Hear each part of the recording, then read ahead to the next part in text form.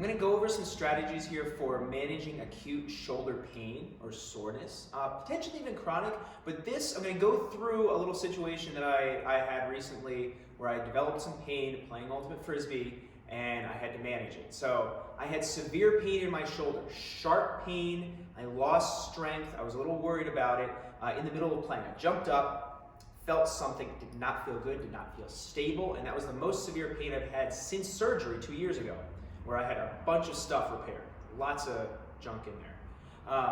So I was a little worried, but the first thing I had to do was control my breathing, all right? Control my breathing, signal to my body, to my nervous system that things are okay, okay? Step one, breathe. Step two, smile, all right? Same thing, I'm okay. I'm convincing my body and my brain that I am okay. Breathe, smile.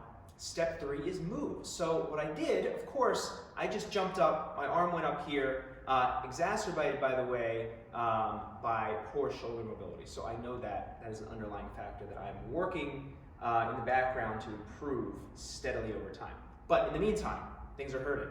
So I am standing and I'm just rotating my shoulder in and out as much as I can with no pain. I didn't have a ball with me, I was in the field. So I go off to the sideline, I'm rotating, rotating, rotating. As that starts to feel okay, all right, cool, I'm gonna create a little more tension, drive a little bit more into those tissues, into the joint. So I'm rotating, trying to get more and more comfortable and reinforce pain-free movement. So that's the key.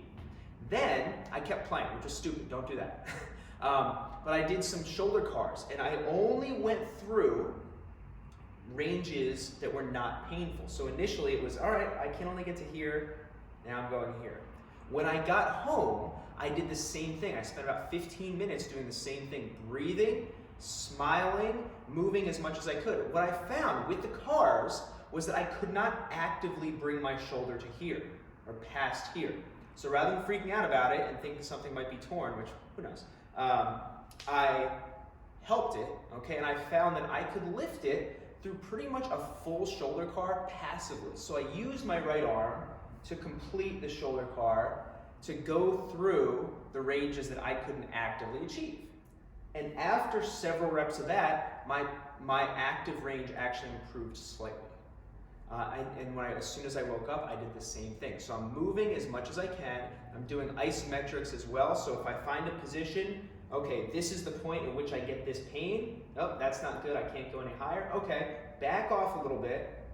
I'm gonna do a little isometric. I'm gonna push my hand down, push my hand up, and really starting off very gently. So err on the conservative side here. But essentially, you're trying to move in any way possible, create force in as many angles as possible without pain. Reinforce as much pain-free movement and experience as you possibly can. Within about 2 days, I had just about full range of motion, pain-free. And I'm not saying that's always going to be the case. Sometimes it takes longer. I still have a little nagging soreness. And I know I need to improve internal external rotation and flexion of my shoulder if I want any chance at that not happening again just by flinging my arm up over my head. I may have also dove on the ground, but these things happen. So breathe, smile, move. It applies to all the rest of your body, other joints as well. Move as far as you can in a pain-free motion while breathing, while smiling. Things will feel better. I think you might be surprised, particularly if you get these pains that pop up now and then, you might be surprised at how much better it feels and how quickly, if you start to inject as much pain-free experience as you can. All right, enjoy.